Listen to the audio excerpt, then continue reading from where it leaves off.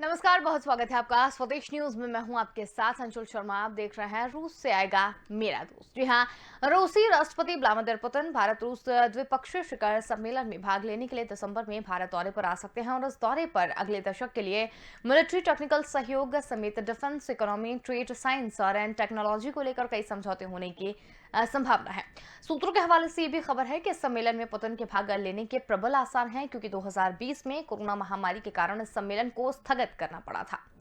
हाल ही में मॉस्को में भारत के राजदूत पद से रिटायर हुए डीबी वेंकटेश शर्मा ने रूसी एजेंसी को बताया था कि भारत और रूस से सम्मेलन को लेकर सक्रियता से काम कर रहे हैं, और उन्होंने ये भी कहा कि हम defence, economy, trade, science and technology आदि क्षेत्रों में भी समझौते की उम्मीद कर रहे हैं, और ये भी उम्मीद कर रहे हैं कि अगले दशक 2021 से 2031 तक के लिए सैन्य तकनीकी सहयोग की घोषणा की जाएगी। शर्मा ने आगे बताया कि हम S-400 जैसे महत्वपूर्ण एयर डिफेंस सिस्टम डील को पहले से ही काम कर रहे हैं। हम make in India, made in India और इस प्रोग्राम के तहत 7 लाख AK-203 राइफल्स बनाने को लेकर भी काम कर रहे हैं। हम अतिरिक्त Su-30 MKI, MiG-29S और 400 और T-90 टैंक्स खरीदने जा रहे हैं।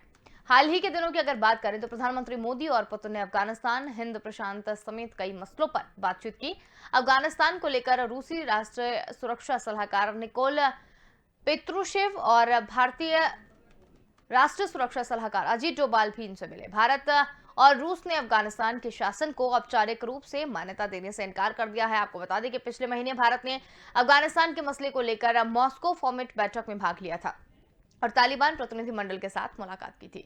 तो आज का हमारा जो मुद्दा है वो यही है कि व्लादिमीर पुतिन जो है वो भारत आने वाले हैं। इकोनॉमी को लेकर, डिफेंस को लेकर, कई तरह की चीजों को लेकर यहाँ पर समझौते कर सकते हैं।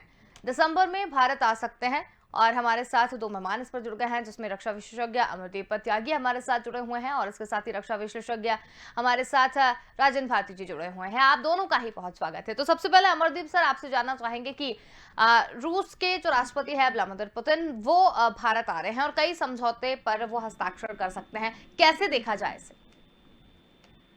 देखिए, भारत और रूस के रिश्ते न केवल व्यापारिक रिश्ते या डिफेंस से रिलेटेड नहीं है, सांस्कृतिक रिश्ते भी बहुत पुराने हैं, आज से नहीं।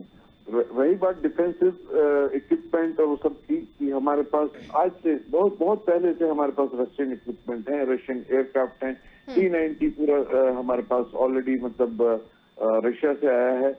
और आज के यदि परिप्रेक्ष्य में देखें तो उसमें हमें दिखाई दे रहा था कि अब कई लोग इस तरह के लगा रहे थे कि भारत के जो है रशिया से संबंध जो है वो कमजोर हो रहे हैं, अमेरिका के साथ बढ़ रहे हैं। तो ये बहुत अच्छा साइन होगा, क्योंकि अंतर्राष्ट्रीय स्तर पर एक बैलेंस बना के चलने की आवश्यकता होती है। कि जैसे कि शुरू से ही भारत कभी भी किसी भी पर्टिकुलर कंट्री के उसमें नहीं रहा, ग्रुप में नहीं रहा। जैसे जब अमेरिका और रशिया का जो कोल्ड वॉर चल रहा था, उस वक्त भी हम नॉन अलाइंड, यानी कि हम बिल्कुल गुट निरपेक्ष, किसी से दोनों किसी भी से गुट में शामिल नहीं हुए। लेकिन आज हमारे अमेरिका से भी उतने ही अच्छे संबंध हैं जितने रशिया के साथ हैं, और व्लादिमीर पुतिन का भारत आना एक ये अच्छा साइन है। इससे भारत की जो डिफेंस टेक्नोलॉजी है, जिस तरह हम made in India, make in India की हम बात कर रहे हैं, उसमें उनसे जो टेक्नोलॉजी के मिलने की प्लस टेक्नोलॉजी ट्रांसफर की जो संभावनाएं हैं, और भारत इस क्षेत्र में आगे बढ़ सकता है। और ये भारत, रशिया और अमेरिका का जो बैलेंस भारत के साथ होगा, उससे और दूसरे जो इंटरनेशनल रिलेशन है वो भी मजबूत होंगे। तो ये बहुत एक अच्छा साइन है कि व्लादिमीर पुतिन भारत आ रहे हैं। और ये हमें उस तरह से देखना चाहिए कि देखिए, अमेरिकन राष्ट्रपति भी इंडिया विजिट करते हैं और अभी रशियन राष्ट्रपति भी भारत आ रहे हैं। तो ये एक बहुत अच्छा साइन है और भारत की राजनीति को, इंटरनेशनल राजनीति को एक मजबूती प्रदान करेगा। बिल्कुल। राजन जी, अगर आपसे जानना चाहें कि जिस तरीके से ये आ रहे हैं व्लादिमीर पुतिन, और उनसे भी कुछ समझौते पर यहाँ पर साइन हो सकते हैं, तो इससे आप किस तरीके से देखते हैं? देखिए, रूस के राष्ट्रपति व्लादिमीर पुतिन की जो प्रस्तावित भारत यात्रा है, ये भारत और रूस एक दूसरे के साझेदार रहे हैं। भारत के लिए रूस ने जो है कई बार सुरक्षा परिषद में वीटो किया है, लेकिन जिस तरह से से ग्लोबलाइजेशन के प्रोसेस में भारत यूएस के तरफ भारत का जो झुकाव है, उस झुकाव के साथ रूस के साथ जो भारत के संबंध हैं वो सहज नहीं है। हम केवल कोई भी जो जैसे मान लीजिए कि एक सामान्य व्यक्ति है, अगर हमें कुछ खरीदारी करना है और हम एक पार्टिकुलर शॉप पे जाते हैं अपने गली के मोहल्ले में या अपने शहर के किसी हिस्से में, बिल्कुल, और जब हम वहां जाते हैं तो एक बॉन्डिंग डेवलप हो जाता है उस दुकानदार के साथ। यदि हम कल को उसी बगल के किसी शॉप पे जो है उससे बेहतर बॉन्डिंग के साथ जब जुड़ने की कोशिश करते हैं ना, तो ये जो पहले वाला दुकानदार है जो उधार देने में या उस तरह से वो व्यापार के साथ सहज नहीं रहेगा। रूस एक विचारधारा को जो है रिप्रेजेंट करता है। इंडिया एक विचारधारा के साथ जुड़ा हुआ था, जिस विचारधारा का नाम था समाजवाद। हम और रूस जो जुड़ते थे वो समाजवाद के कारण जुड़ते थे, और हमारे संविधान में तो समाजवाद नहीं है, लेकिन जब संविधान का निर्माण किया जा रहा था तो उस समय ही हमारे प्रधानमंत्री जवाहरलाल नेहरू ने कहा था कि भारत की सभी समस्याओं का समाधान समाजवाद में। फिर भी संविधान ने तय किया कि देश को किसी इज्म, किसी आइडिया, किसी विचारधारा के साथ नहीं बांधना है, और समाजवाद को सिरे जो है संविधान में हमने नहीं जोड़ा। बाद में जो है स्वर्ण सिंह समिति के रिकमेंडेशन पे 1976 में 42nd अमेंडमेंट एक्ट से हमने समाजवाद को संविधान में जोड़ दिया। लेकिन समाजवाद जब भारत के संविधान का हिस्सा सीधे नहीं था, तब भी भारत और रूस समाजवाद के नाम पे जुड़ते थे। आज जो है भारत जिस तरह खुल के पूंजीवाद के साथ चला गया है, उसमें रूस के साथ जो है पहले विश्वास बहाली करनी होगी। अंतर्राष्ट्रीय संबंध, अंतर्राष्ट्रीय कूटनीति जो है दो देशों के बीच के संबंध विश्वास बहाली के बिना आगे नहीं बढ़ते। तो हम रूस के अभी पाकिस्तान के साथ जिस तरह से रूस संबंध बेहतर कर रहा है, या रूस की घोषित पॉलिसी था कि वो पाकिस्तान को हथियार नहीं देता था, लेकिन अब वो पाकिस्तान को भी हथियार बेचने को तैयार हो गया है। तो ये रूस की ओर से चेतावनी है, या हमें संबंध को ठीक करना होगा। अगर हम संबंध को सहज नहीं कर पाते उसके साथ, तो आने वाले समय में चाहे हम AK-47 बनाने की बात कर रहे हैं, एयर डिफेंस सिस्टम की बात है, या MiG की बात है, या सुखोई 30 MKI की बात है, आप भारत और रूस का अगर व्यापार भी देखेंगे ट्रेड, तो रूस के फेवर में है। हम अप्रोक्स $7 बिलियन का इंडिया और रूस का ट्रेड है, उसमें हमारा सिर्फ $2.6 बिलियन का ही हम रूस को माल बेच पाते, रेस्ट ऑफ जो है रूस इंपोर्ट कर रहा है। तो ट्रेड बैलेंस में रूस के फेवर में है। वो इंडिया के लिए बहुत बड़ी अपॉर्चुनिटी हो सकती है अपना एक्सपोर्ट बढ़ाने के लिए, लेकिन वो सारी बातें तभी होगी जब रूस के साथ हम अपने संबंध को सहज करेंगे, विश्वास बहाली करेंगे। बिल्कुल। अमरदीप सर, जिस तरीके से अभी राजेश जी ने कहा कि ये किस तरह का हो सकता है, इसको लेकर आप क्या कहेंगे? देखिए, मैंने पहले ही कहा था कि अभी जब हमारे संबंध जो है थोड़ा सा अमेरिका की तरफ बढ़े हैं और अमेरिका से हमें कुछ सपोर्ट मिलने की संभावना हुई है या मिली है, तो उससे हमें या बहुत लोग ये सोचने लगे कि रशिया के साथ हमारे संबंध खराब हो गए हैं, लेकिन ऐसा नहीं है। और it is a good sign. ये एक अच्छे संबंध का ही साइन है कि व्लादिमीर पुतिन जो है वो भारत आ रहे हैं। रही बात कि वो पाकिस्तान को इक्विपमेंट दे रहा है, ठीक है। देखो, पाकिस्तान को यदि रशिया नहीं देगा तो अमेरिका देगा, अमेरिका नहीं देगा तो कोई दूसरा कंट्री देगा, फ्रांस देगा, है ना। तो ये तो हम किसी पे कोई बाउंडेशन नहीं लगा सकते कि आप यदि इक्विपमेंट हमें दे रहे हैं तो पाकिस्तान को ना दीजिए, या वो उसका अपना इंटरनेशनल रिलेशन उस दूसरे देश के साथ भी किसी भी तरह का हो सकता है। अच्छा, जिस तरह अभी राजेश भारती जी ने बताया कि वो कि एक दुकानदार से हम पर्टिकुलर मतलब यदि सामान खरीद रहे हैं और दूसरे दुकानदार के पास जाने लगे तो पहले वाला दुकानदार ना, ऐसा होता नहीं है एक्चुअल में। बिकॉज यदि आप बैलेंस बना के चल रहे हैं, यदि पूरे मार्केट से आप सामान लेते हैं, तो ऐसा नहीं है कि आपने वहां से ये क्यों लिया, आपकी चॉइस है। और इनफैक्ट ये होता भी है कि ऐसे दूसरा कोई पर्टिकुलर शॉपकीपर, या हालांकि इंटरनेशनल रिलेशन को हम उस स्तर पर नहीं देखना चाहिए, बट यदि वो एग्जांपल के तौर पर बताया भी गया है तो मैं उसका भी मैं ये बताना चाहता हूँ कि ऐसा होता नहीं है, क्योंकि मार्केट में सभी के पास अलग अलग वैरायटी है। जो यदि हमने इक्विपमेंट की बात करें, डिफेंस इक्विपमेंट की बात करें, जो रशियन इक्विपमेंट है वो डिफरेंट है, अमेरिकन इक्विपमेंट डिफरेंट है। तो हमें कुछ सामान अमेरिका से चाहिए जो हमें पसंद है, कुछ सामान हमें रशिया से चाहिए, कुछ अभी राफेल हमको फ्रांस से चाहिए, तो कहीं है ना। तो आपको एक बैलेंस बनाना होता है और आपको भी variety of equipment, you can not be dependent on one country कि हम आज तक हम रशिया से खरीद कर रहे हैं तो हम रशिया से ही खरीदेंगे, क्योंकि कल को यदि कोई वॉरलाइक सिचुएशन होती है या कोई भी ऐसी इमरजेंसी होती है और किसी कारण से उस पर्टिकुलर कंट्री से हमारी कुछ मतभेद हो जाते हैं तो हम तो कहीं के नहीं रहेंगे फिर। तो मेरा कहने का पर्पस है कि we have to maintain the relation with different countries at different level and we should not get into this कि एक पर्टिकुलर कंट्री के साथ ही हम रहेंगे या उससे हमारे संबंध ठीक नहीं है या हमारे उससे संबंध होंगे तो उससे नाराज होगा। We have to make a balance and in that situation as on date our Prime Minister Modi is very much capable enough to maintain good relation with all the countries। बिल्कुल। राजेश भारती जी, आप कुछ कहना चाह रहे थे, शायद क्रॉस करना चाह रहे थे आप। हमारे पैनलिस्ट हैं कर्नल साहब, वो इस बात को शायद जो है मोदी जी के प्रेम में भूल जाते रहे हैं कि जब तक अमेरिका जो है हम रूस के साथ समाजवादी धारा में जुड़े हुए थे तब तक अमेरिका कोई भी क्रिटिकल टेक्नोलॉजी या डिफेंस इक्विपमेंट भारत को नहीं दिया। इवन F-16 जो है दशकों पहले उसने पाकिस्तान को दिया।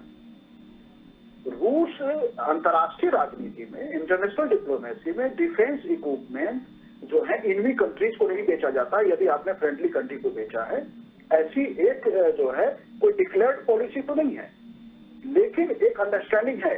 फ्रांस यदि राफेल आपको दे रहा है तो वो पाकिस्तान को नहीं देगा, ये एक तरह से अंडरस्टैंडिंग होता है। तभी उसी अंडरस्टैंडिंग पे रूस का हम कहां से माल खरीदे, कहां से बेचे, अंतर्राष्ट्रीय मोदी जी इनफ कैपेबल है। वो सारी बातें जो है सामान्य रूप से तो ठीक लगता है, लेकिन डिफेंस का बाजार जो है, जब मैंने एक मोहल्ले के मार्केट की दुकान का एग्जाम्पल लिया था तो हम छोटी छोटी चीजें मोहल्ले में मार्केट में दूध खरीदते हैं, ब्रेड खरीदते हैं। इसी मान लीजिए हम मोहल्ले के किसी शॉप से ब्रेड ले रहे हैं और कल को बगल वाले से भी ब्रेड लेना शुरू कर दें तो वो सहजता नहीं रहती। ये रूस का भारत के साथ जो संबंध है, आज भी भारतीय सेना सारे मॉडर्नाइजेशन के बाद भी मोर देन 60% इक्विपमेंट की हम रूस पे डिपेंड करते हैं। ये एक इंटरनेशनल पॉलिसी हो सकती है, फॉरेन पॉलिसी का हिस्सा हो सकता है कि हम रूस पे अपनी डिपेंडेंसी घटाएं और दूसरे देश। लेकिन वार टाइम सिचुएशन में जो है आपको वो देश जो रिक्वायर्ड इक्विपमेंट्स हैं या जो सप्लाई चेन है वो कायम रहेगा। रूस ने ये बात कई बार प्रूव किया है। किसी नए देश के मामले में, जैसे अमेरिका के मामले में, जिस तरह का वहाँ लिबरल पॉलिसी है, जिस तरह से वहाँ गवर्नमेंट जो है प्राइवेट सेक्टर के प्रेशर में काम करती है, यदि किसी वारलाइक सिचुएशन में उन्होंने आपको कोई भी अमेरिका का प्लेन या किसी तरह का इक्विपमेंट आप इस्तेमाल कर रहे हैं और वो उससे रिलेटेड जो है जरूरी सप्लाई न दे तो फिर तो आप उसका इस्तेमाल ही नहीं कर पाएंगे। एक कंट्री जो रिलायबल है, जिसने कई बार सिद्ध किया है, मैंने अभी कुछ देर पहले ही कहा कि सबसे अधिक सुरक्षा परिषद में जिन मुद्दों पे वीटो किया गया, एक इजराइल का मुद्दा है जिस पर अमेरिका करता है और एक कश्मीर का मुद्दा है जिस पे रूस करता रहा। जिस देश ने भारत के साथ बार वीटो पावर का इस्तेमाल किया है, उसके साथ पिछले 7 वर्षों में जो संबंध खराब किए गए हैं, यह जो है कूटनीतिक रूप से अंतर्राष्ट्रीय राजनीति की यह बता रहा है कि वर्तमान सरकार बेहतर समझ नहीं रखती है अंतर्राष्ट्रीय राजनीति में। यदि अमेरिका के साथ संबंध बेहतर भी किया गया तो रूस के साथ आज संबंध इस स्थिति में क्यों पहुंचे? सवाल यह है या नहीं है? बिल्कुल। अमरदीप सर, क्या कहेंगे आप, क्योंकि अभी कुछ देर पहले ये भी कहा गया। ये कहना गलत है कि हमारे रूस के साथ संबंध खराब हो गए। खराब होते तो व्लादिमीर पुतिन जो है भारत आते ही क्यों? ऐसा क्यों? कोई जरूरी तो नहीं है उनका आना। और रही बात कि वो पाकिस्तान को इक्विपमेंट देने का वादा किया है, तो it hardly makes any difference because it's not the machine, it's the man behind the machine that matters. और यदि आप देखिए, हमारे जब रशिया से हमारी टोटल डिपेंडेंसी की और रशिया ने प्रूव किया, ये there is no doubt Russia is a reliable ally of India, इसमें कोई शक की बात नहीं है। लेकिन हमारे अमेरिका के साथ तो वो संबंध नहीं थे ना। अमेरिका पाकिस्तान को सपोर्ट करता था और इन सपोर्ट ऑफ पाकिस्तान अमेरिका ने उस वक्त इंडिया को अपने शिप वगैरह भेजने का प्लान किया था। वो ठीक है कि रशिया ने उसको काउंटर किया, लेकिन यदि आज हमारे अमेरिका के साथ भी संबंध अच्छे होते हैं और रशिया के साथ भी संबंध अच्छे होते हैं, जापान के साथ भी संबंध अच्छे होते हैं, फ्रांस के साथ भी संबंध अच्छे होते हैं, ऑस्ट्रेलिया के साथ भी हमारे अच्छे संबंध होते हैं, तो that will be a better situation than to have a relationship और very close relationship with one country. बिल्कुल। अमरदीप सर, लेकिन भारत रूस द्विपक्षीय शिखर सम्मेलन में पुतिन भाग ले सकते हैं, तो ये शिखर सम्मेलन क्या है? द्विपक्षीय शिखर सम्मेलन में किस तरीके की चीजें हो सकती हैं?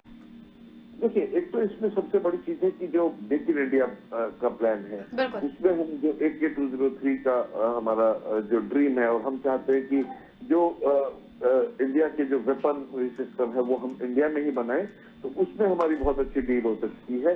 जो हमारा मिसाइल सिस्टम S-400 जो हम रशिया से खरीद रहे हैं, उसके ऊपर और फर्दर मतलब नेगोशिएशन हो सकती है, उसमें हम आगे बढ़ सकते हैं।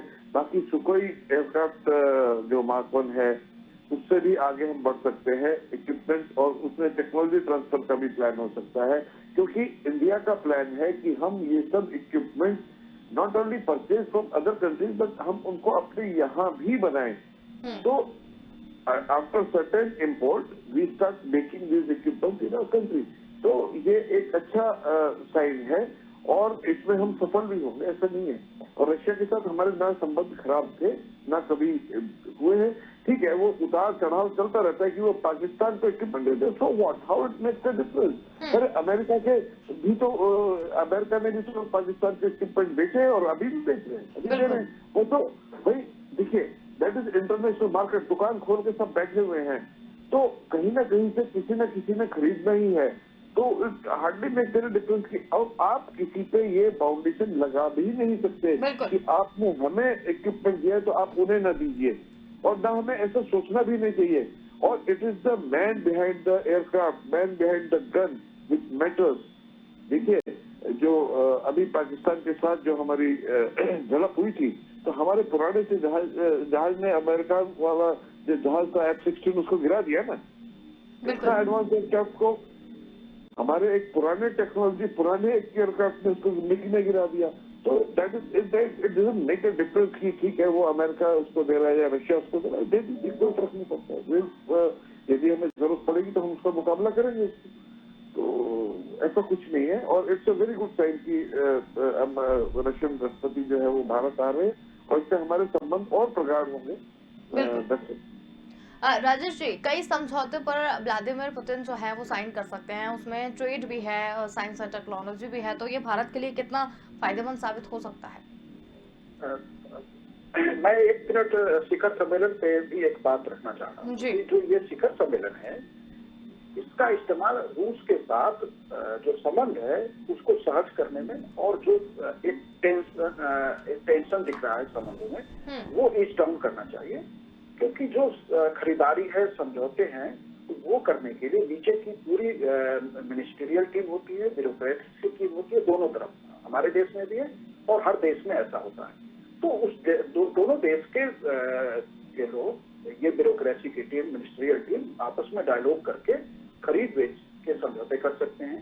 एक जो कोडाई कुनाल में जो हम न्यूक्लियर प्लांट लगा रहे हैं, तो वहाँ भी जो है उसका एक्सपेंशन रुका पड़ा है, रूस से कुछ जो है वो सपोर्ट नहीं मिल पा रहा है जो उसने वादा किया था या जो पहले मिलता रहा था। तो इस शिखर सम्मेलन का इस्तेमाल उन समझौतों पे जो करना चाहिए कि रूस के साथ संबंध बहाली हो, या अगले 20 वर्षों के लिए तो जो रूस के साथ हम दोस्ती के संबंधों को कुछ सालों के लिए बढ़ाते रहे, एक्सटेंड करते रहे, ऐसे कि पुराने समझौते को अगले 20-30 वर्षों के लिए पुनः आगे बढ़ाया जाए, और वह जो है भारत और रूस के बीच बेहतर संबंध हो, दोस्ती का संबंध फिर से पहले वाली स्थिति नहीं बन सकती है, तो भी जहां तक संभव हो उस दिशा में हम कदम बढ़ाएं। और चाहे कोडाई कुनाल प्रोजेक्ट को लेकर हो, या सुखोई को लेके हो, या AK-47 को लेकर, ये काम जो है हमारी मिनिस्ट्रियल टीम और ब्यूरोक्रेसी की टीम और आर्मी की भी अपनी जो होती है टीम होती है, जो खरीद और बाकी चीजों के लिए समझौते और बातचीत करते हैं, तो उस लेवल पे हम कर लें। बिल्कुल। बाकी सवाल मेरा आपसे यही था कि कई समझौते पर पुतिन साइन कर सकते हैं, उनको लेकर आपका क्या कहना है, कितने फायदेमंद हो सकते हैं भारत को लेकर? देखिए, रूस के साथ जो भी समझौता होता है वो भारत के तो हित में होगा, क्योंकि रूस हमें जो भी तकनीक अभी तक देता रहा है उसकी कीमत एक तो अंतर्राष्ट्रीय रूप से बहुत कम होता है। इसलिए डिफेंस को लेके हो, इकोनॉमी हो, ट्रेड हो, साइंस के क्षेत्र हो, सभी क्षेत्र में हमें अधिक से अधिक समझौतों की तरफ जाना चाहिए, क्योंकि अभी भी जैसे कुछ चीजें हैं, भारत जो है स्पेस मिशन को लेके भारत बहुत इच्छुक है और हम दुनिया में एक स्पेस पावर बनना चाहते हैं। हम जानते हैं कि दुनिया में पहला स्पेस स्टेशन रूस ने लगाया था। तो स्पेस टेक्नोलॉजी भी एक ऐसा क्षेत्र है जिसमें रूस जो है अंतर्राष्ट्रीय रूप से आज भी अब अमेरिका के पास जो है अब जाके नासा वो इक्विपमेंट बना पाई है जो इंटरनेशनल स्पेस स्टेशन जाने के बाद दोबारा इस्तेमाल हो सके। लेकिन रूस ये काम जो है दशकों से करता रहा है। तो स्पेस टेक्नोलॉजी के क्षेत्र में जो भारत का एक फ्यूचर एजेंडा है कि हम स्पेस पावर बने, उसमें रूस के साथ बेहतर संबंध या बेहतर समझौतों की दिशा में यदि हमारी सरकार ने तैयारी की हो और उस दिशा में कोई पहल हो और दोनों देश के बीच समझौता हो, तो ये भारत के लिए जो है बड़ी उपलब्धि होगी और दुनिया के स्पेस पावर बनने में जो है हमारा रास्ता, हमारा सफर थोड़ा और आसान हो जाए। बिल्कुल। अमरदीप सर, अगर बात की जाए बातचीत के मसलों की, तो रूस और भारत के बीच में अफगानिस्तान, हिंद प्रशांत समेत कई मसलों पर बातचीत हुई है। देखिए, रशिया जो है पहले भी क्या नाम है अफगानिस्तान में इंटरेस्टेड रहे हैं। बीच में अमेरिका आ गया, अभी चाइना है। लेकिन जिस तरह जो अफगानिस्तान की जो जियो स्ट्रेटेजिक लोकेशन है, दैट इज वेरी इंपॉर्टेंट। तो उसमें भी रशिया का बहुत बड़ा इन्वॉल्वमेंट हो सकता है। बीच में ऐसा लगा था कि Russia is supporting Taliban, whereas India is not supporting. But actually, Russia is not supporting Taliban at all. उस क्षेत्र में भी भारत के साथ अच्छे जो टॉक्स होके और उस क्षेत्र में भी बात हो सकती है कि रशिया तो कहीं तालिबान को सपोर्ट नहीं करे, बिकॉज जो तालिबान है या अफगानिस्तान है, it is become a you can say कि रशिया और अमेरिका के बीच का एक वो बन गया कि यदि अमेरिका वहां पे करता है तो रशिया दूसरी पार्टी को सपोर्ट करता है, रशिया वहां पर करता है तो अमेरिका तालिबान को सपोर्ट करता है।